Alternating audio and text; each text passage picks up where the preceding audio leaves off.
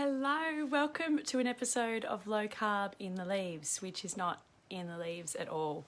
It's really blowing a gale out there, and although I normally am outside in the morning no matter what, because it's so good for my melatonin levels to get that morning sunlight, I actually don't think you'd be able to hear me.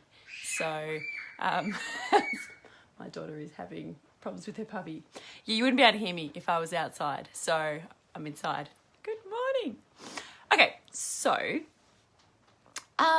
this Saturday coming up is National Mental Health Day, and mental health is a topic very close to my heart.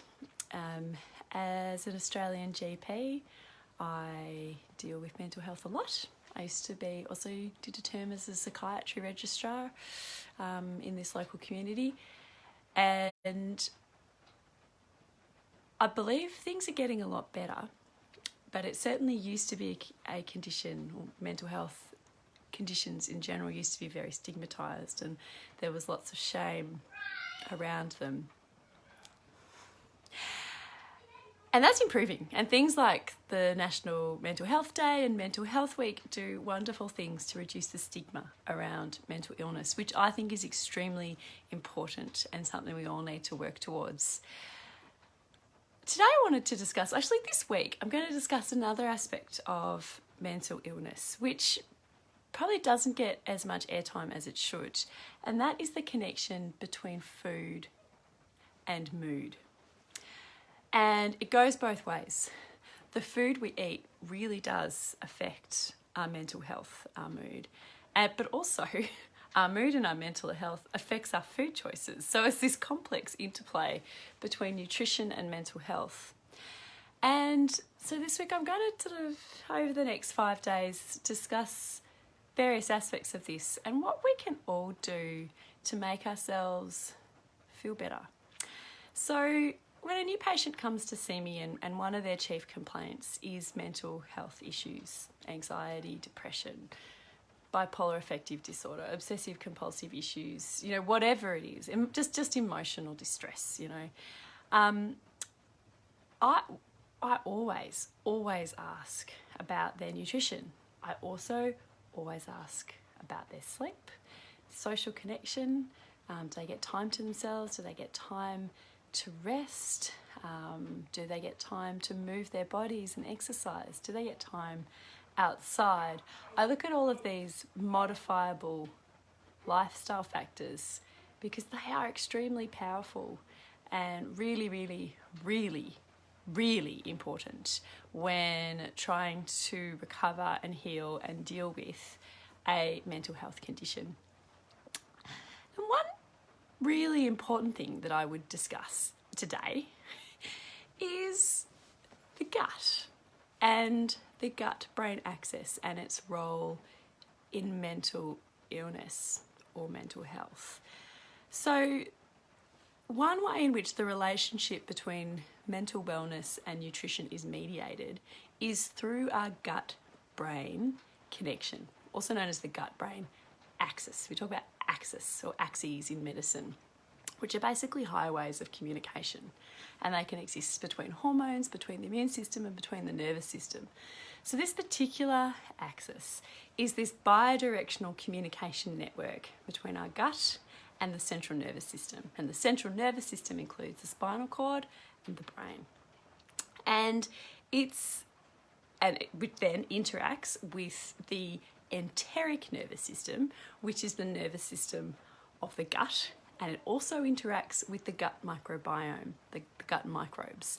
So it's this complex, intricate communication network between the central nervous system, brain, spinal cords, the enteric nervous system, the nervous system that surrounds the gut and the gut microbes, and they all talk to each other. It's quite amazing that your brain right now is having a bidirectional conversation with the bacteria in your gut, and it is.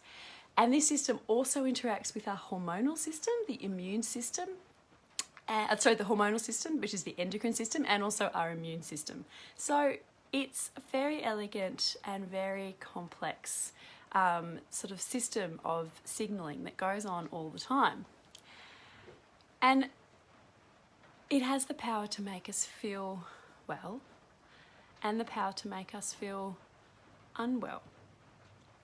And how, like, I'm going to talk about ways in which this communication system works, because it's absolutely incredible. We've got signaling molecules that are made by our gut microbiome that literally, some of them send messages via the enteric nervous system to the brain. Some of them enter the blood circulation and interact and signal to other organs in our body. Some of them even cross the blood-brain barrier, which is this barrier that sort of prevents most things from getting into our brain from our blood. It crosses that and literally interacts with our brain. The gut bacteria make neurotransmitters. They make serotonin and noradrenaline. There's more serotonin made in your gut than is made in your brain, and serotonin, we know, is one of our main happy hormones, and it's one of the hormones that is manipulated with antidepressant medications to help improve mood. So how can this system break down? What causes problems with the gut-brain axis that can result, among other things, in poorer mental health? Well, there's lots of things that can go wrong. And the causes mainly are like a standard Australian diet that's quite inflammatory. Inflammation intersects and breaks up this whole system. Puppy's trying to get in here. Hello. Oh, goodness. We've got some puppy-related chaos in my room. Laughter's very good for your mental health as well. All right. If you don't have enough chaos in your life, just buy a puppy. Okay. Thanks, guys. I do apologise. Okay, so, yes. I was talking about poor nutrition. So, nutritional factors that really affect... Yeah, the puppy's cute. Nutritional factors that really affect this gut-brain axis. As I said, the standard Australian diet, standard American diet, standard Western diet, that is quite nutrient poor, high carb and high inflammatory. And it can cause gut dysbiosis, and that is the other thing that can affect this. So gut dysbiosis is a fancy word for having an unhealthy population's ecosystem of gut bacteria. And I will go into that more this week.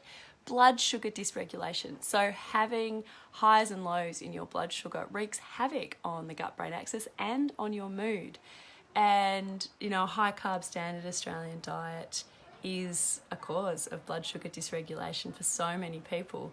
The inflammatory foods that we eat, so the processed foods, and for some people even the gluten, not for everybody, the processed foods in particular are highly inflammatory and really wreak havoc on our the intricate, delicate, balanced internal system that helps keep our mood nice and normal, as well as vitamin and mineral deficiencies. So, how do you use food to improve your mood? We bang on about this all the time, but choosing real food. So real food by its very nature is going to be low inflammatory.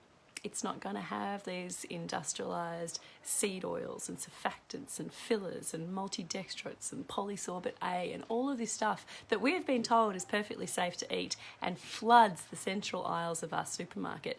These highly processed, usually very delicious, hyperpalatable foods wreak havoc on this delicate internal signalling mechanisms that keep our bodies in balance.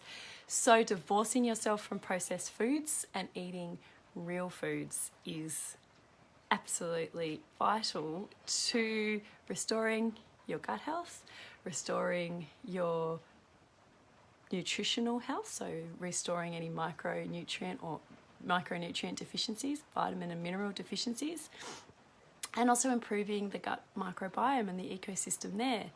There are only really two things that really shift a gut microbiome. So if you've got a gut microbiome that is not healthy, two things that will shift it is food, eating real food, and a fecal microbial transplant, like literally a poo transplant. And that's not my area of expertise, and I'm not recommending those, certainly not at this stage. So if you eat real food, you're really on your way to improving that gut-brain axis, the internal system, and improving your mood.